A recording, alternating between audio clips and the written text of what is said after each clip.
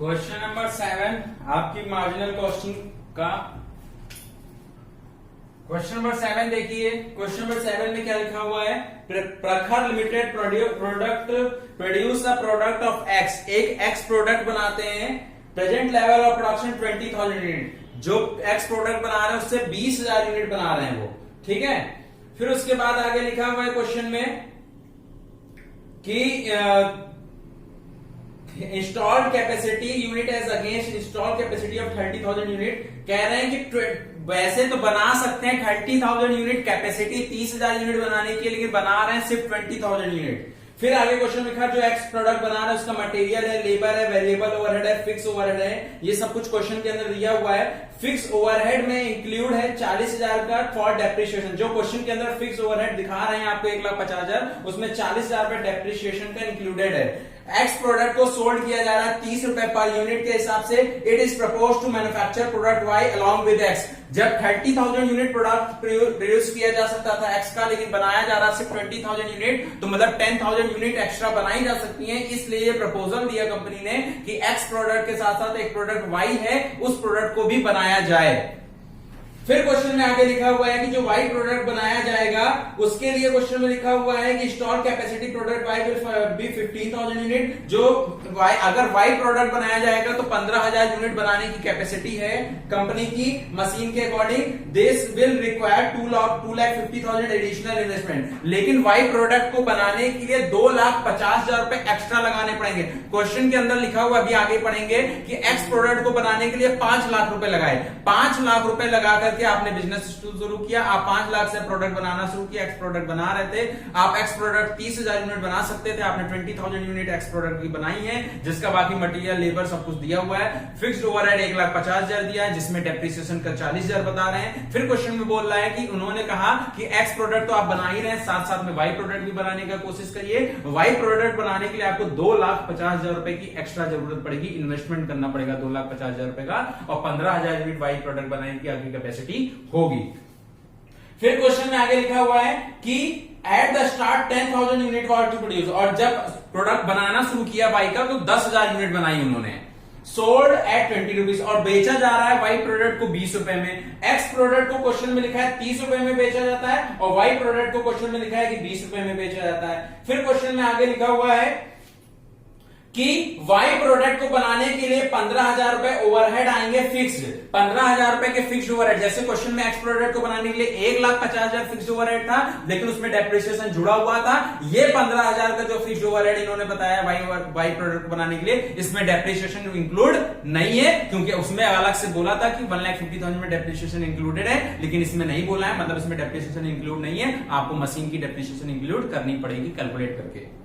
फिर क्वेश्चन में आगे लिखा हुआ है कि 10% depreciation on machinery will be not included. जो पहले उसमें बोल रहे हैं कि डेप्रिसिएशन इंक्लूड था, तो वो 10% के हिसाब से 40,000 रुपीज जो ऊपर क्वेश्चन में डेप्रिसिएशन दिया है वो 10% के हिसाब से दिया है, विल बी नीडेड। तो कह रहे हैं इस प्रोडक्ट को बनाने के लिए, जब वाई प्रोडक्ट को बनाने के लिए 15,000 तो हम आपको फिक्स्ड ओवरहेड बताते रहे, लेकिन 10% के हिसाब से आपको डेप्रिसिएशन भी इंक्लूड करना पड़ेगा।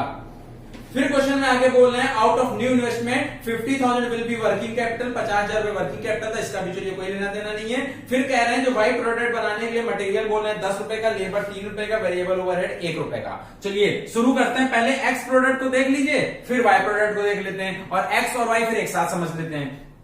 एक्स प्रोडक्ट क्वेश्चन में लिखा है 20,000 यूनिट बनाते हैं, मैन्युफैक्चर करते हैं 20,000 यूनिट। क्वेश्चन में ऊपर ही लिखा हुआ था कि 30,000 में से 20,000 यूनिट बनाते हैं। उसी में थोड़ा आगे पढ़ने पे पैराग्राफ में लिखा है कि 30 रुपए के हिसाब से बेच रहे हो। तो एक्स प्रोडक्ट 20,000 यूनिट बना रहे हैं, 30 रुपए के हिसाब से बचा बेच रहे हैं, तो 6 लाख रुपए में बिक रहा है। एक्स प्रोडक्ट की सेलिंग प्राइस कितना है? 6 लाख रुपीज। एक्स प्रोडक्ट का वेरिएबल कॉस्ट क्वेश्चन के अंदर दे रखा है, वेरिएबल कॉस्ट मटेरियल दे रखा है 2 लाख का, लेबर दे रखा है 1 लाख का, वेरिएबल ओवरहेड दे रखा है 20,000 का।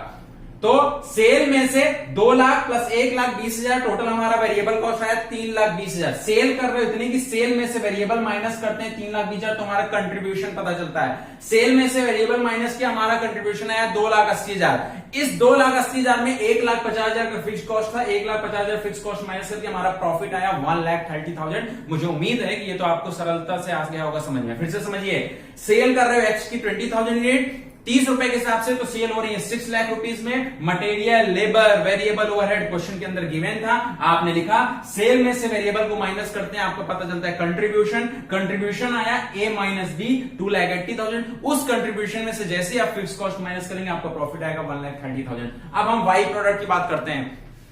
वाई प्रोडक्ट को आप बना रहे हैं 10,000 यूनिट, 10,000 यूनिट बना रहे हैं, 20 रुपए के हिसाब से बेच रहे हैं, 10,000 इंटू 20 2 लाख रुपीज का। फिर अब वाई प्रोडक्ट के मटेरियल में क्वेश्चन में लिखा है 10 रुपए की जरूरत पड़ेगी, लेबर 3 रुपए का, तो 10 रुपए की मटेरियल तो 10,000 इंटू 10 1 लाख रुपए का हो गया, 3 रुपए लेबर तो 10,000 इंटू 3 30,000 रुपए का हो गया। वेरिएबल ओवरहेड बोल रहा है 1 रुपए के हिसाब से, तो 10,000 इंटू 1 10,000 रुपए का हो गया। सिंपल, जो पर यूनिट दे रखा है बस पर यूनिट से आपको मल्टीप्लाई करना है। फिर सेल में से वेरिएबल माइनस किया तो इसमें भी कंट्रीब्यूशन पता चल गया। अब बारी आती है फिक्स कॉस्ट निकालने की। फिक्स कॉस्ट 35,000 कैसे आया क्वेश्चन के अंदर, तो फिक्स कॉस्ट 15,000 गिवन है, 15,000 तो गिवन था, प्लस इन्होंने बोला था डेप्रीशिएशन। तो डेप्रीशिएशन कैसे निकालेंगे, हमने आपको सरल तरीके से बताया है। ये देखिए वर्किंग कैपिटल में कि अगर क्वेश्चन हम 20,000 यूनिट बना रहे थे तो 20,000 यूनिट में क्वेश्चन लिखा था डेप्रीशिएशन कितना है 40,000। अगर 20,000 यूनिट का डेप्रीशिएशन 40,000 है तो 20,000 का आधा 10,000 यूनिट बना रहे हो, 20,000 का जब हाफ बना रहे हो यूनिट तो डेप्रिसिएशन भी जस्ट हाफ हो जाएगा। 40,000 का हाफ कितना हो जाएगा 20,000, 40,000 का हाफ 20,000 हो जाएगा, तो 15,000 प्लस डेप्रिसिएशन का 20,000, टोटल हमारा कॉस्ट कितना आ गया 35,000 का। आपको समझ में आ गया होगा, करना कुछ नहीं है, फिक्स ओवरहेड था प्लस डेप्रिसिएशन करना था। तो 20,000 यूनिट पे डेप्रिसिएशन 40,000 है, तो हम 10,000 यूनिट बना रहे हैं, तो 10,000 पे कितना होगा 20,000, 15 प्लस 20 35,000। सेल कंट्रीब्यूशन में से जैसे हमने फिक्स कॉस्ट को माइनस किया हमारा प्रॉफिट आ गया 25,000। यहां तक मुझे उम्मीद करता हूं कि आपको समझ आ गया होगा।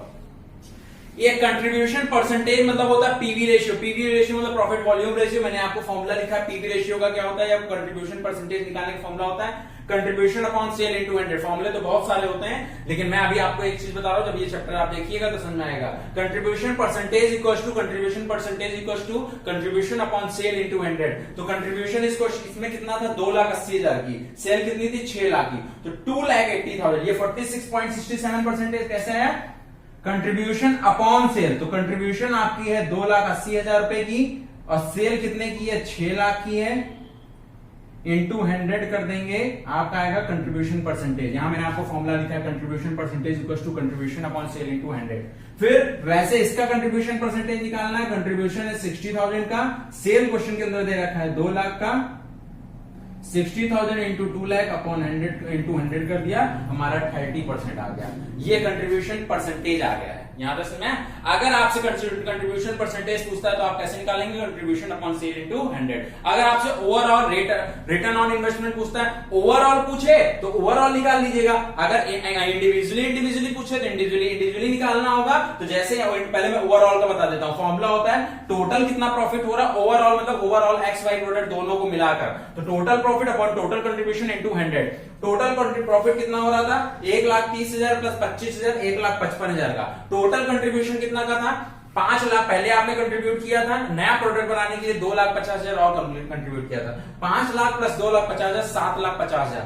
तो total profit upon total investment, total contribution मतलब होता है टोटल इन्वेस्टमेंट, कितना आप पैसा इन्वेस्ट कर रहे हैं, 7,50,000 इंटू 100, आप कितना ओवरऑल रिटर्न ऑन इन्वेस्टमेंट मिला है 20.7%। इंडिविजुअली बोलेगा तो कुछ नहीं करिएगा, इंडिविजुअली बोलेगा तो बस total profit upon total contribution की जगह प्रॉफिट अपॉन कंट्रीब्यूशन इनटू 100, मतलब प्रॉफिट 1,30,000। इस एक्स प्रोडक्ट को बनाने के लिए कितना रुपए लग रहा था 5 लाख। तो ऐसे में आपको रफली खाली बता देता हूं कि इधर लिख देता हूं क्या,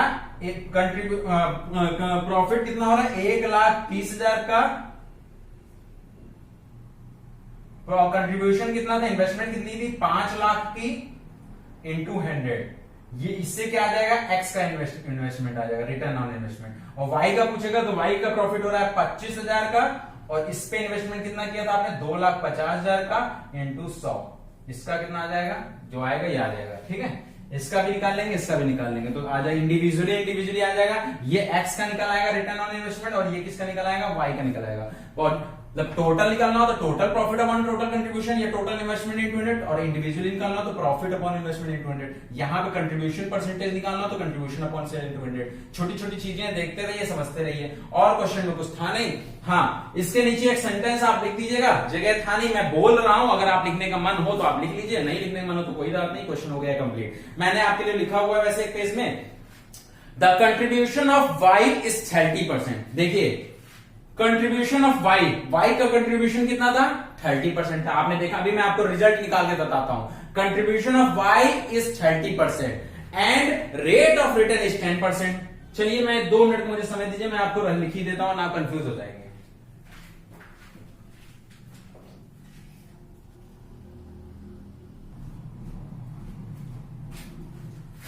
देखिए मैंने आपको लिख के दिखा भी दिया, रिटर्न ऑन इन्वेस्टमेंट में अभी जो फॉर्मूला बताया था उस फॉर्मूले पे मैंने पुट करके बताया है, profit upon investment into 100। Profit हो रहा था 1,30,000 का, भी आपने देखा था। इन्वेस्टमेंट एक्स प्रोडक्ट पे कर 5 लाख का आ रहा है हमारा, रिटर्न ऑन इन्वेस्टमेंट 26%। लेकिन वाई पे कितना आपने प्रॉफिट कमा रहे हो? 25,000, और आपने इन्वेस्ट कितना किया? तो 2,50,000, तो आपका कितना आ रहा है? 10% आ रहा है। मैंने इस बेस पे रिजल्ट निकाला, the contribution of Y is 30%। अभी आपने कंट्रीब्यूशन वाई का निकाला था, कंट्रीब्यूशन अपॉन सेल इनटू 100 करके वाई का आ रहा है, कह रहे हैं कि 30% आ रहा है, और रिटर्न ऑन इन्वेस्टमेंट कितना आ रहा है? 10% आ रहा है। देखिए कंपैरिजन करिए, कंपैरिजन ये करिए, रिटर्न ऑन इन्वेस्टमेंट इसका कितना है? 26% है, और कंट्रीब्यूशन इसका कितना था? ये कंट्रीब्यूशन था 41.6%, 67, ठीक है, 41.67%। फिर इसमें इतना तो इन्वेस्टमेंट था, और इसका कंट्रीब्यूशन कितना था आपका? 30% था।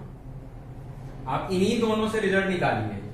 कह रहे हैं कि वाई जो प्रोडक्ट में रिटर्न ऑन इन्वेस्टमेंट 10% है और कंट्रीब्यूशन हमारा था 30%, जो कि एक्स के मुकाबले कम है। एक्स में इन्वेस्टमेंट भी कंट्रीब्यूशन भी ज्यादा था, और हमारा क्या था? रिटर्न ऑन इन्वेस्टमेंट भी ज्यादा है। कह रहे हैं, इसे यही मैंने रिजल्ट निकाला, contribution of Y is 30% and rate of return of Y is 10%, both of which is less than of X. Both of which, दोनों के दोनों ही, यहां पे रिटर्न ऑन इन्वेस्टमेंट भी कम आ रहा है और कंट्रीब्यूशन भी कम आ रहा है, ठीक है, तो दोनों ही एक्स के मुकाबले कम है। फिर मैंने आगे बताया, अब कंपैरिजन करते हैं इसी वाई को ओवरऑल रिटर्न ऑन इन्वेस्टमेंट से। ओवरऑल रिटर्न ऑन इन्वेस्टमेंट भी ज्यादा आ रहा था, 20.7% आ रहा था। तो overall return of X and Y, अगर दोनों एक साथ प्रोडक्ट बनाते हैं तो हमारा आ रहा है ओवरऑल 20.7%, जो कि अभी भी हमारा एक्स की कंट्रीब्यूशन से कम है। एक्स का ओवर एक्स का इन्वेस्टमेंट, अगर हम एक्स अकेला प्रोडक्ट बना रहे हैं तब भी हम 26% इन्वेस्टमेंट कमा रहे हैं, और हम जब दोनों प्रोडक्ट मिलाकर बना रहे हैं, अभी हमने आपको निकाला था फॉर्मूला, देखिए 20.7% आया था total profit upon total contribution into 100। Total profit था आपका 1,55,000, इन्वेस्टमेंट थी आपकी 7,50,000, इनटू 100 किया था आपका 20.7%। तो अगर जब हम दोनों मिला के कर रहे हैं तब भी एक्स के मुकाबले कम आ रहा है, तो मतलब वैसे तो कम आ ही रहा था। अगर दोनों प्रोडक्ट, अगर सिर्फ वाई बनाते तो कम आएगा ही आएगा, लेकिन अगर एक्स और वाई दोनों एक साथ प्रोडक्ट बनाएंगे तब भी हमारा एक्स के मुकाबले हमारा रिटर्न ऑन इन्वेस्टमेंट कम आएगा। इस वजह से if X is only continued, इस वजह से एक्स ही कंटिन्यू करना चाहिए, hence Y should not be introduce. Y को इंट्रोड्यूस करने की जरूरत नहीं है, क्योंकि ना ही ओवरऑल में साथ में, ना एक साथ काम करने में ज्यादा प्रॉफिट हो रहा है, ना अकेले काम करने में। सिर्फ वाई प्रोडक्ट बनाएंगे तब तो लॉस में जाएंगे, और अगर एक्स और वाई दोनों प्रोडक्ट बनाते तब भी एक्स के मुकाबले कम आ रहा है। ये मैंने रिजल्ट आपको बताया है, ठीक है, देख लीजिए। धन्यवाद।